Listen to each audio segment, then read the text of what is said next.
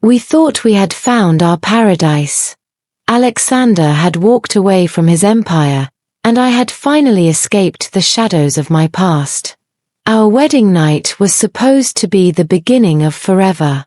But as the ocean breeze cooled the night, a single, withered white rose appeared on our doorstep, a chilling signature from a woman who was supposed to be dead. Seraphina. Alexander's first love. His first obsession. The woman whose face I unknowingly share. Now, the honeymoon is over, and the Ice King is being forced back into his frozen shell to protect a secret that could destroy us both. The ocean waves crashed against the shore, but inside our beach house, the silence was suffocating. Alexander didn't sleep. He stood on the balcony, a dark silhouette against the moonlight, his hand resting on a cold steel pistol. He looked like the ruthless CEO again, his warmth replaced by a terrifying focus. Every time I tried to touch him, he pulled away.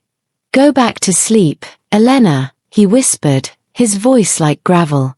"The world outside is no longer safe for you." I realized then that I wasn't his wife tonight. I was a target he had to protect, and the distance between us felt wider than the sea. While Alexander was busy on a secure satellite phone, I slipped into his private study. I knew he was hiding something. Behind a vintage painting of a storm, I found a small, keypad-locked safe. On a whim, I entered the date we first met. Click. The door swung open. Inside, there was no money. There was only a silver locket and a stack of old letters.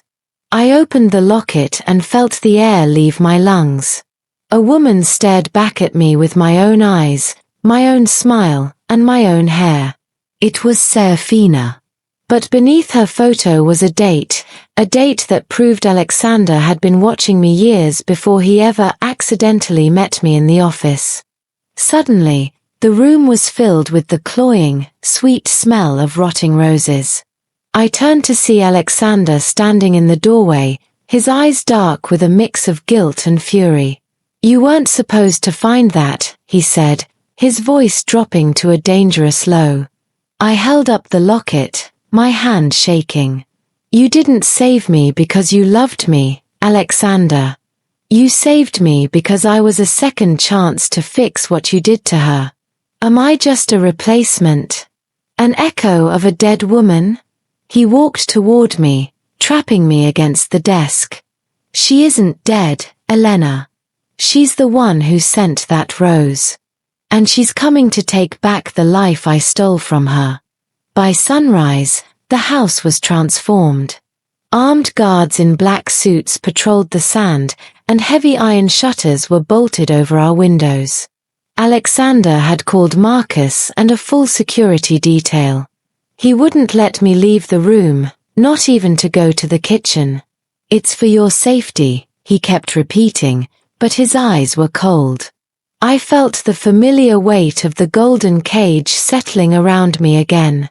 He wasn't just protecting me from a ghost, he was keeping me from the truth. I was married to a man who lived in a fortress of lies, and I was his most precious prisoner. While Alexander was in a heated argument with his security team, I heard a faint vibration from under the floorboards near the bed. I pried up the loose wood and found a burner phone. It was ringing. I answered, my heart hammering against my ribs. "Hello." A woman's voice, melodic yet sharp as a razor, whispered back. "Do you like your cage, Elena? Does he tell you he loves you, or does he just whisper my name when he thinks you're asleep? He created your misery so he could be your savior. Ask him about the fire 5 years ago. Ask him who really locked the door." I couldn't breathe. The woman on the phone, Seraphina, sounded so much like me it was haunting. Every kiss Alexander gave me that day felt like a lie. Was he seeing her face? Was he holding her ghost? I watched him from across the room as he studied surveillance maps. He looked obsessed, his eyes bloodshot. I realized that Alexander Miller didn't love me, he was addicted to the idea of me. I was the masterpiece he used to cover up his greatest crime. The more he tried to hold me, the more I wanted to scream. I couldn't stay. I waited until the 3 a.m. shift change when the guards were distracted. I climbed out of the small bathroom window and dropped into the cold sand. I ran, not toward the road, but toward the old Miller estate, the ruins where the fire had happened 5 years ago. I had to see it. I had to know the truth. The fog was so thick I could barely see my own hands, but I pushed forward, driven by a desperate need to find out who I really was to the man I called my husband. The ruins of the Miller mansion stood like a charred skeleton against the gray sky. I pushed through the rusted gates and entered the blackened hallway. In the center of the ballroom, thousands of fresh white roses were scattered across the floor, their scent overwhelming. Standing in the middle was a woman in a long red coat. She turned around, and for a second, I thought I was looking into a mirror. It was Seraphina. She looked at me with pity. "He's coming for you, Elena. Not because he loves you, but because he can't let his echo escape. He'd rather see you dead than free. Elena, get away from her." Alexander's voice thundered through the ruins. He stood at the entrance, his gun drawn, his face twisted in a mask of agony. He looked at Seraphina with a hatred that was born from an old, twisted love. Seraphina laughed, pulling a small remote from her pocket. "The house is rigged, Alexander. Just like the last time. Who will you save today? The ghost of your past, or the mirror of your future?" Alexander's hand shook as he pointed the gun. He had 1 bullet and 2 women with the same face. As the sound of an explosion rocked the ground, the screen fades to black. The ruins of the Miller mansion were supposed to be a grave for secrets, but instead, they became a trap. I stood face to face with Seraphina, the woman who owned Alexander's past and shared my own face. Alexander stood in the doorway, a gun in his hand and a choice in his eyes. He had to decide between the ghost he couldn't forget and the woman he couldn't live without. Then, the explosion happened. The world turned into fire and smoke, and for a second, I thought the Ice King had finally let us both burn. But as the shadows cleared, I realized the nightmare was only just beginning. The heat was unbearable. The old ballroom was collapsing around us, burning beams falling like rain. I was pinned under a heavy wooden pillar, my lungs screaming for air. Through the haze of orange and black, I saw Alexander. He wasn't looking at the exit, he was staring at Seraphina, who was laughing as the flames surrounded her. "Choose, Alexander," she screamed through the roar of the fire. He didn't hesitate. He turned his back on his past and dove into the flames toward me. He lifted the heavy beam with a strength born of pure desperation, his hands burning as he pulled me into his chest. He carried me out of the crumbling mansion just as the roof gave way. We collapsed onto the wet grass outside.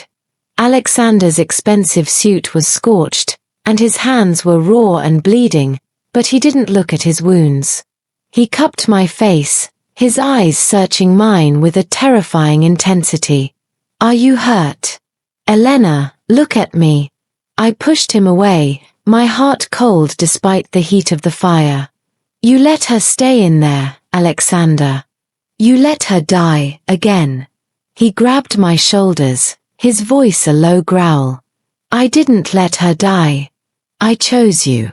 I will always choose you, even if it means burning the rest of the world to the ground." Hours later, I sat by Alexander's hospital bed. His hands were wrapped in thick white bandages, and he was sedated, but even in his sleep, he held my hand so tight I thought my bones would snap. Marcus stood by the door, his face grim. "She's gone, Miss Woods. The ruins are empty. No body was found. My heart skipped a beat. She was still out there. I looked at Alexander's sleeping face, the Ice King who had destroyed his own legacy just to keep me. I realized then that his love wasn't a fairy tale, it was a storm, and I was caught right in the center of it. We returned to the city, but not to our beach house. Alexander took me to a fortified penthouse in the heart of the business district. It was a palace of steel and glass, guarded by a small army. He didn't speak to me for 3 days. He spent all his time in the dark, watching the security feeds on a dozen monitors. He was no longer the man who walked on the beach with me. He was a king preparing for a war. I felt the walls of the golden cage becoming thicker, colder, and more permanent. While Alexander was in a secret meeting with his lawyers, I found his old leather briefcase. Inside was a ledger he had kept for years. As I flipped through the pages, I found my name. It started 3 years ago. Every job I was rejected for, every bill that went unpaid, and then every lucky scholarship I received, it was all there. He hadn't just watched me, he had orchestrated my entire life. He had made me fall so low that he would be the only person who could catch me. The Ice King hadn't found a muse, he had built one. When Alexander walked into the penthouse that night, I was standing by the floor-to-ceiling window, the ledger in my hand. The city lights below looked like tiny diamonds, but the room felt like a tomb. "You broke me on purpose," I said, my voice steady but cold. He didn't deny it. He walked toward me, his shadow stretching across the marble floor. "You were a diamond in the rough, Elena. I just polished away the things that were holding you back." I slapped him, the sound echoing through the empty hall. He didn't flinch. He just caught my wrist and pulled me flush against his chest. "I made you mine because I knew only I could love you this much." I tried to fight him, but my body betrayed me. His touch was like a drug I couldn't quit. He kissed me with a hunger that spoke of his fear of losing me. "Hate me if you want, Elena," he whispered against my neck, his voice thick with emotion. "But don't ever think about leaving. I have spent too much time and too much blood to let you go now."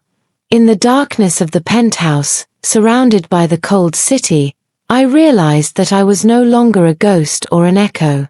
I was his obsession, and I was starting to love the chains he had put on me. As we lay in the massive silk-covered bed, the city quiet below us, I saw a reflection in the glass.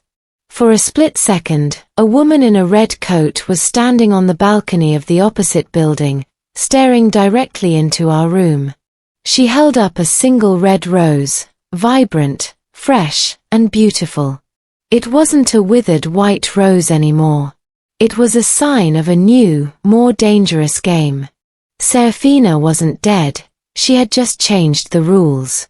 Alexander followed my gaze, his body tensing like a predator.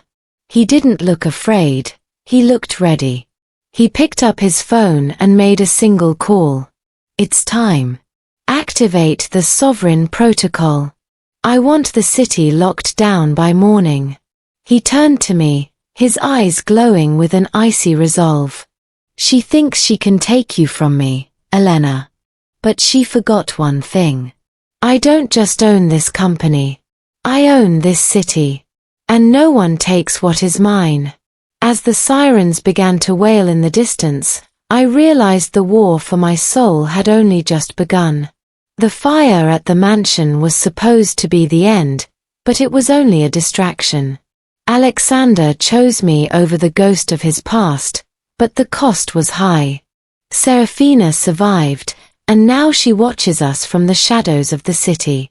To protect me, Alexander has activated the Sovereign Protocol, a total lockdown of his empire. The Ice King is no longer just a CEO, he has become a dictator of his own world.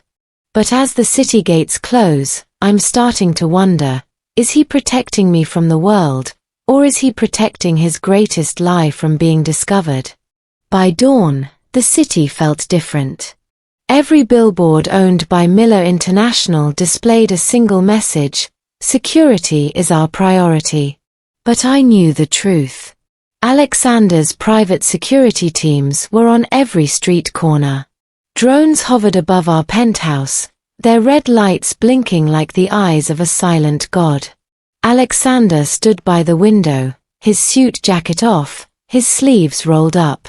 He looked powerful, dangerous, and completely obsessed. "Nobody enters this sector without my permission, Elena," he said without turning around. "You are safe now. More safe than anyone has ever been." The penthouse was no longer a home, it was a command center. Guards stood outside our bedroom door 24/7. My phone was replaced with a device that only connected to Alexander. Every meal I ate was tested, and every book I read was screened. "Alexander, this is too much," I pleaded as we sat for dinner. He didn't look up from his tablet. "Seraphina is a master of infiltration, Elena. She doesn't just want to kill you, she wants to replace you. I won't let that happen. Not again." In the middle of the night, a haunting melody drifted through the penthouse. It was a piano piece, the same one Alexander told me he used to play for Seraphina years ago. I followed the sound to the library, but the room was empty. The grand piano sat in the corner, its keys still vibrating as if a ghost had just finished playing. A single red rose sat on the music stand. My heart hammered. How did she get in? The sovereign protocol was supposed to be unbreakable. I ran to the bathroom to splash cold water on my face, but when I looked in the mirror, I screamed. Someone had used a diamond ring to scratch a message into the glass. "He didn't save you from the fire, Elena. He started it." Alexander burst into the room, his gun drawn, his eyes wild with fear. He saw the message and slammed his fist into the mirror, shattering my reflection into 1,000 jagged pieces. "She's lying," he roared. But for the first time, I saw a flicker of guilt behind his icy blue eyes. The next morning, I managed to corner Marcus in the hallway while Alexander was on a conference call. "Tell me about the fire 5 years ago, Marcus. The truth." Marcus looked around nervously, his loyalty to Alexander warring with his conscience. Mr. Miller loved Seraphina, but she was going to testify against his father.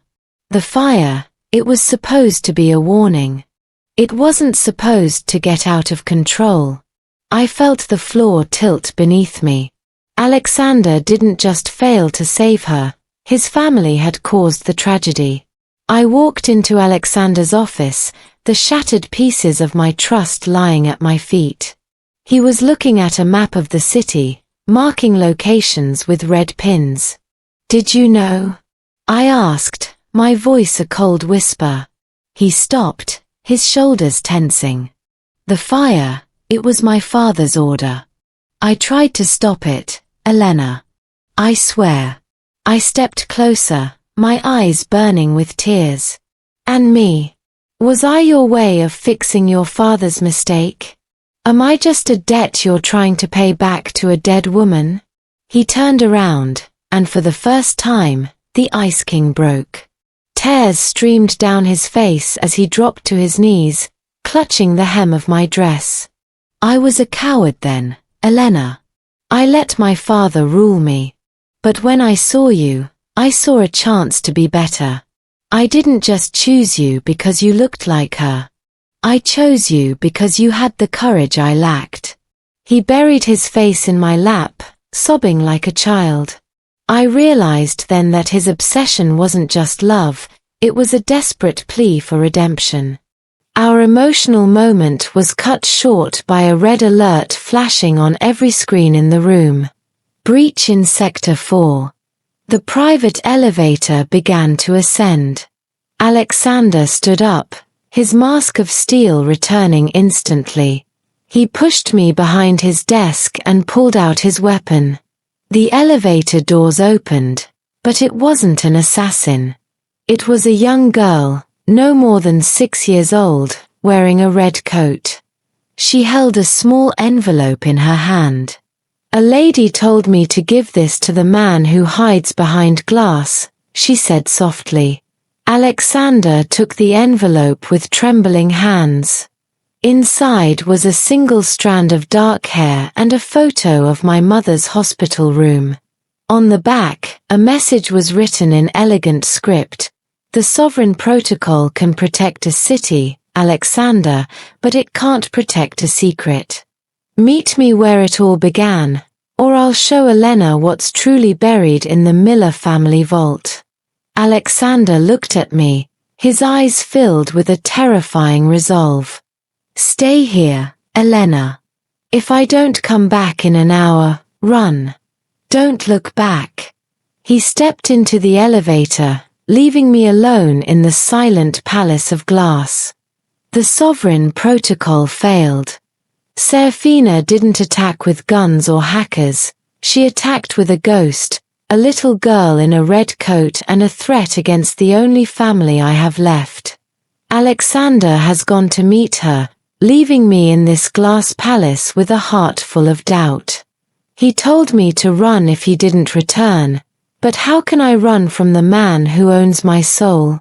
The secret of the Miller family vault is calling, and tonight, the Ice King will either be redeemed by his love, or destroyed by his lies. I couldn't just sit there. The penthouse felt like a tomb. I ignored Alexander's orders and took the private service stairs, avoiding the guards. I knew where he was going. The old Miller Bank, a fortress of stone in the center of the city where the family kept their darkest secrets. The rain was pouring, washing away the scent of the city, leaving only the cold smell of iron. I arrived just in time to see Alexander's car pull up. He looked aged, his shoulders heavy under the weight of his legacy. He didn't look like a king. He looked like a man walking toward his execution. I followed him into the underground vault levels, my footsteps silenced by the thick velvet carpets. The air grew colder with every floor we descended. At the very bottom, in a room filled with silver deposit boxes, stood Seraphina. She wasn't wearing her red coat now. She was wearing a white dress, identical to my wedding gown. She looked like a twisted reflection in a mirror. "You're late, Alexander," she whispered, her voice echoing off the metal walls. "I've been waiting 5 years for this dance." Alexander didn't look at her. He looked at the massive steel vault door behind her. "Open it, Seraphina. Give her the truth and let her go." Seraphina laughed and pulled a golden key from her neck. She opened a small, private box and threw a document at my feet. I picked it up, the paper damp with my own tears. It was a marriage certificate, but it wasn't mine. It was Alexander's and Seraphina's, dated the day of the fire. "He didn't just love me, Elena," she sneered. "He promised to give me his life before he tried to take mine." I looked at Alexander, my heart breaking into a million pieces. "Is it true?" I whispered. Alexander stepped toward me, ignoring the gun Seraphina had now pulled from her dress. He grabbed my hands, his touch burning even in the cold vault. "I married her because I was forced to, Elena. It was a business merger. But the fire changed everything. I realized I couldn't live in a world of fake promises. When I found you, I didn't see a merger. I saw a miracle. I didn't just marry your face, I married the soul that was brave enough to survive without a king."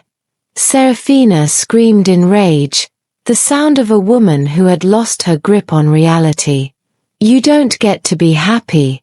She raised the gun, but Alexander didn't flinch. He stepped in front of me, shielding my body with his own. Bang! The sound was deafening in the small room. But the bullet didn't hit Alexander.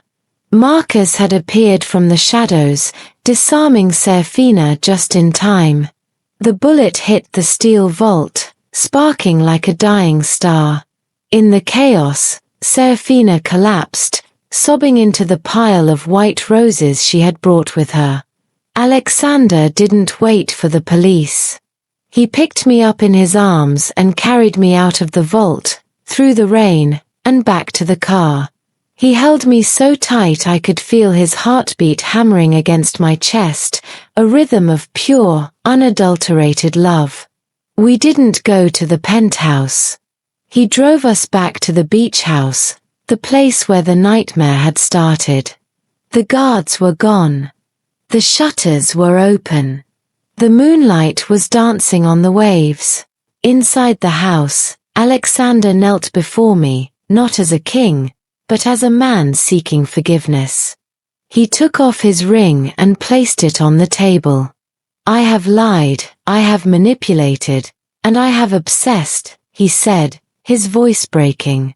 But every sin I committed was because I was terrified of losing the only light I've ever known. If you want to leave, Elena, the car is waiting. I will give you everything, the money, the freedom, the life you deserve. He looked up at me, his eyes raw and vulnerable. But if you stay, I will spend every second of my life making sure you never feel like an echo again. I looked at the ring, then at the man who had burned down his own world to keep me safe. Love isn't about perfection, it's about who stays when the fire starts. I didn't pick up the ring. I leaned down and kissed him, a kiss that tasted of salt, rain, and 1,000 unspoken promises. No more secrets, Alexander, I whispered against his lips. No more ghosts. Just us. He pulled me onto his lap, his hands tangling in my hair as he buried his face in my neck, finally letting go of the breath he had been holding for 5 years. We watched the sun rise over the ocean from our balcony.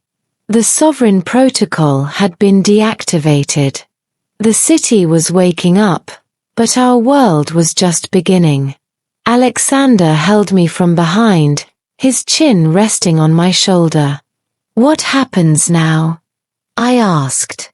He reached into his pocket and pulled out a small, velvet box. Inside was a new ring. A simple, elegant diamond that didn't belong to the Miller family. It was new. It was ours. Now, he whispered, we write a story that doesn't have an ending. But as the camera pans down to the sand below, we see a single, red silk ribbon floating in the waves, a final reminder that the past is never truly gone.